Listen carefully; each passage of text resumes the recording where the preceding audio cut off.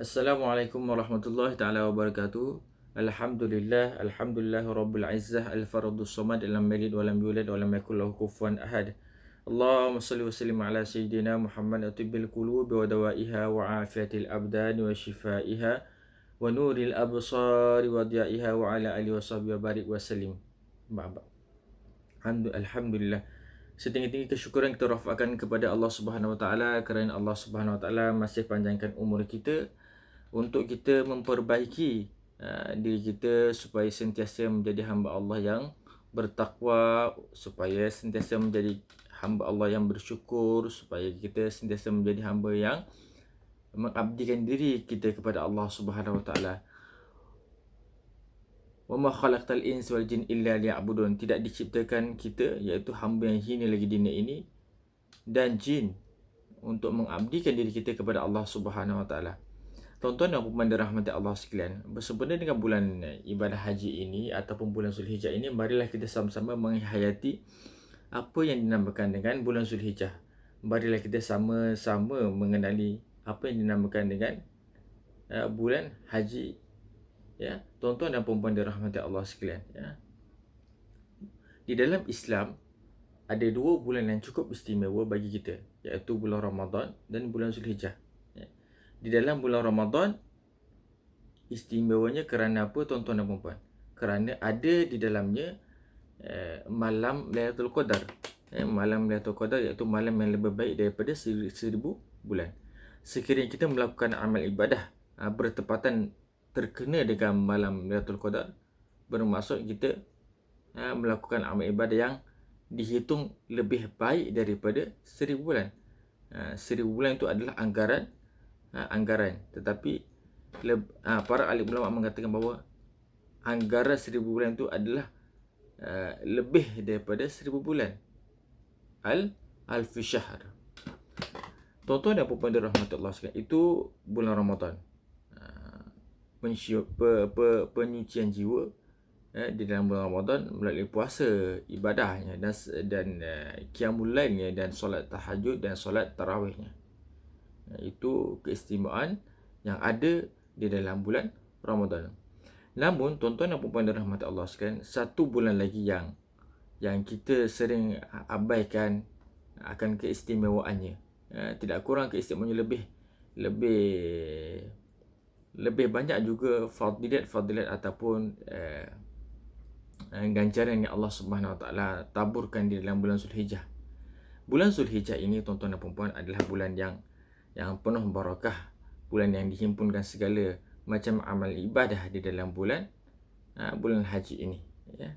Di dalam bulan haji ataupun dalam bulan Zulhijjah ini terhimpun di dalamnya banyak pengorbanan yang kita lalui, ya. Bagi mereka yang melaksanakan ibadah haji khususnya, pasti mereka akan merasai apa yang dinamakan dengan pengorbanan di dalam bulan haji, ya. Dalam individu yang melaksanakan ibadah haji, mereka pasti akan rasai, iaitu pengorbanan masa, pengorbanan duit, harta, pengorbanan tenaga, dan pengorbanan dari sudut keluarga, kena tinggalkan keluarga, dan pengorbanan dari sudut tenaga, ya. Tenaga. Nak melakukan ibadah haji ni, tuan-tuan dan puan, bukan satu benda yang mudah, ya. Kadang-kadang seseorang itu mempunyai duit, tetapi mereka tidak mempunyai tenaga. Kadang-kadang seseorang itu mempunyai tenaga tetapi tidak mempunyai duit. Kadang-kadang seseorang itu mempunyai masa tetapi tidak mempunyai kudrah dan duit. Jadi seorang yang ingin ataupun terpilih melakukan ibadah haji ini adalah mereka-mereka yang mendapat keistimewaan, ya, tetamu-tetamu Allah Subhanahu Wa Taala. Ya, tuan-tuan dan puan dirahmati Allah sekalian, ya. Apabila tetamu berziarah ke rumah kita, tentulah kita melakukan persediaan yang cukup rapi, iaitu kita sediakan makanan, tempat tinggal kalau mereka ingin bermalam di rumah kita, minuman, pakaian dan sebagainya.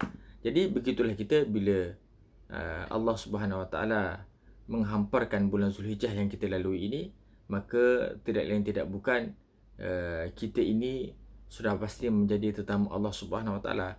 Bukan maksud tetamu Allah itu semata-mata kita dapat menunaikan ibadah haji, tetapi tetamu Allah itu juga yang dimaksudkan adalah kita bila mana kita melalui fatrah ataupun berada di fatrah di dalam bulan Zulhijjah ini, kita juga dinamakan sebagai tetamu Allah, ya. Tuan-tuan dan puan-puan dirahmati Allah sekalian, antara kelebihan bulan Zulhijjah ini adalah diceritakan dalam hadis, dikatakan barang siapa yang melakukan amal ibadah pada bulan Zulhijjah ini bermula daripada 1 Zulhijjah sehinggalah 10 Zulhijjah ini, mereka dikira sebagai mendapat kecintaan daripada Allah Subhanahu Wa Taala. Kalau kita nak mendapat kecintaan daripada Allah Subhanahu Wa Taala, fattabi'uni ahbib lakum, iaitu bila mana kita ini mengikuti apa yang dianjurkan oleh Nabi Muhammad sallallahu alaihi wasallam, maka kita akan mendapat kecintaan daripada Allah Subhanahu Wa Taala. Itu dari segi aspek bulan-bulan biasa, iaitu dari segi aspek perkara biasa, iaitu kita nak mendapat kecintaan daripada Allah Subhanahu Wa Taala, maka kita kenalah mengikuti segala apa yang dianjurkan oleh Nabi Muhammad sallallahu alaihi wasallam. Tetapi keistimewaan yang Allah Subhanahu Wa Taala beri pada bulan Zulhijjah ini adalah apabila kita melakukan amal kebaikan, tidak kira kita bagi makan kucing, kita sedekah, kita ngaji, kita qiyamul lail, ataupun kita bertahajud dan sebagainya, maka itu sudah dianggap sebagai mendapat kecintaan daripada Allah Subhanahu Wa Taala.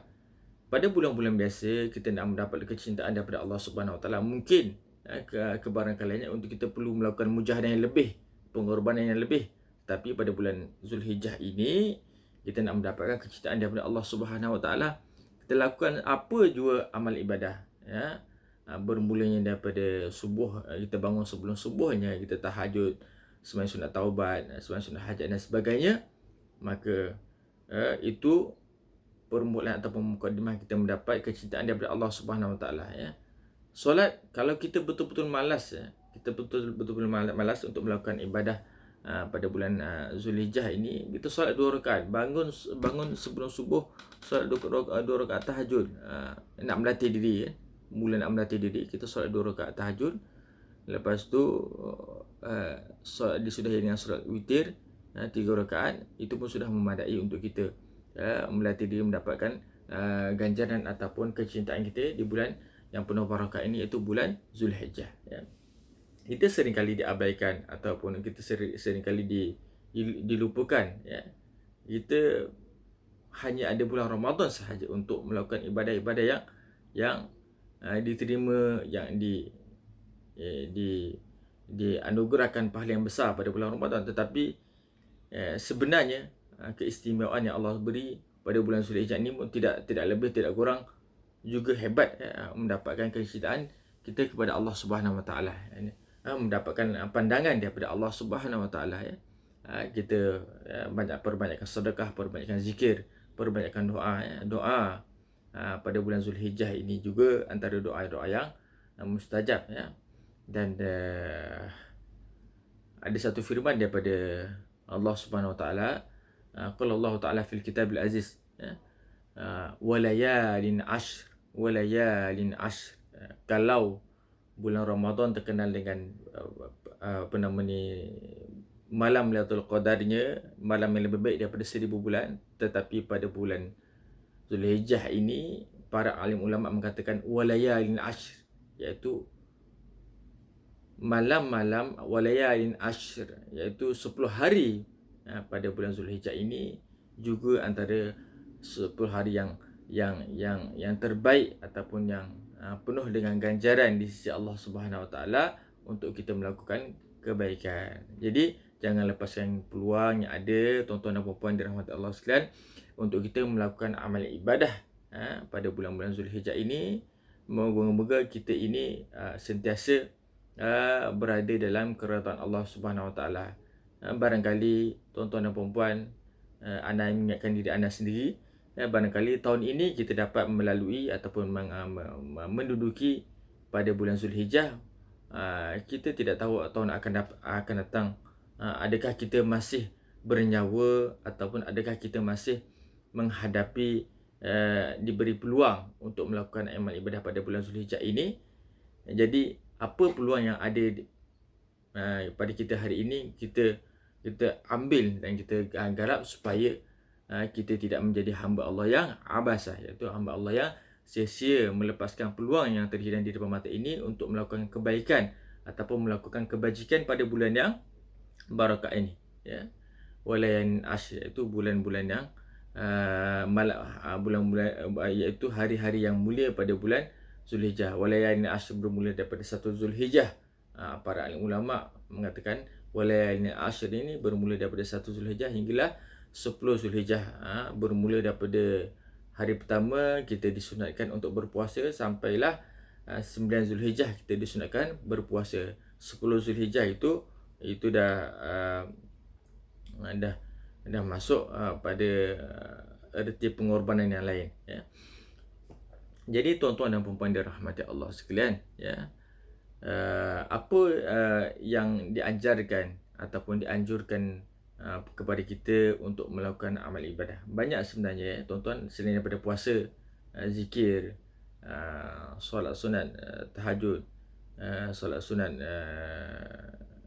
taubat, solat sunat tasbih, perbanyakkan membaca Al-Quran, perbanyakkan sedekah dan lain-lain. Banyak sebenarnya yang alim ulama ajarkan.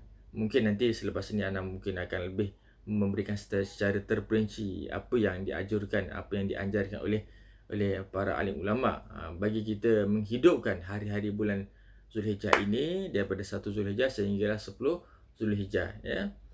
Jadi sebelum anda mengundurkan diri, sebelum anda menghabiskan video pada kali ini, marilah kita sama-sama anda mengingatkan diri anda sendiri supaya kita menghadapi bulan Zulhijjah ini, supaya kita menduduki 1 Zulhijjah hingga 10 Zulhijjah ini kita hidupkan dengan amal kebaikan dan kita hidupkan dengan amal kebajikan, supaya tidak kita menjadi hamba Allah yang abasah. Okay, cukup setakat ini dahulu. Wabillahi taufiq wal hidayah. Wassalamualaikum warahmatullahi taala wabarakatuh.